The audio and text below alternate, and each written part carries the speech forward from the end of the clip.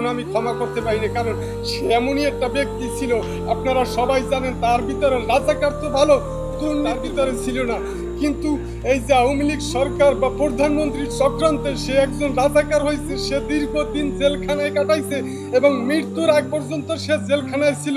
সেজন্য নিজেরে ক্ষমা করতে না পারি আমি এইখানে এসে আপনাদের সবাইকে জানাইতেছি, এবং আমি আমার প্রধান বিচারক বা সবার কাছে আমি বিশেষ অনুরোধ করতেছি যে এই হুজুরের যে শাস্তির দিতে যারা জড়িত আছে সবার যেন আমাগো যে সমস্ত কাজবাজ করাইছে, আমাকে তো এখন করে করে খাইতে আছে, কবরে পড়ছি। আমাদের আত্মীয় স্বজন যারা আছে, পাড়া প্রতিবেশী, দেশবেশী, সবাই আমাকে ঘৃণা করে, ঘৃণার পাত্র হইয়া দাঁড়াইছে। মানে দেশের কাছে, জাতির কাছে, সবার কাছে বলতে পারি যে না, সাহেদি সাহেব ভালো লোক ছিল, আমরা তার জন্য আমাকে যে কাজ করাইছে এই কাজটা সম্পূর্ণরূপে আমাকে মানে হুমকি দিয়া, অস্ত্র ধরাইয়া, পিস্তল ধরিয়া এই সমস্ত করে। যেমন মাহাতাব বললো এরকম সানাউল্লাহ বাস্টার পর্যন্ত গাইল দিয়েছে, আমাকে কইছে বোধাই বাংলা কথায়, আমাকে ওই লিখে দিয়েছে, আমরা বলতে পারি নাই।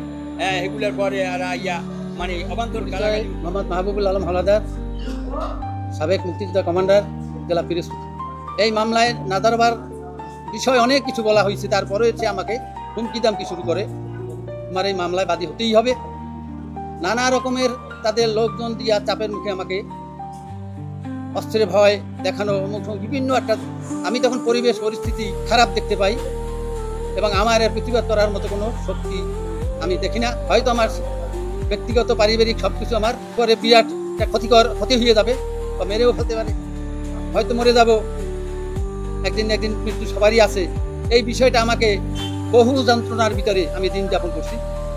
এই বিষয়টা দেশের মানুষ তাতে আমার সঠিক বিষয়টা জানানোর জন্য, যে এই মিথ্যা আমি কীভাবে জড়াইলাম মামলায়, কেনই বা জড়াইলাম, আমি এইটারে আমার ভিতর থেকে আমার মানুষত্বকে প্রকাশ করার জন্য, সত্য ঘটনাটা প্রকাশ করার জন্য, এবং এই জন্য আমি অনেক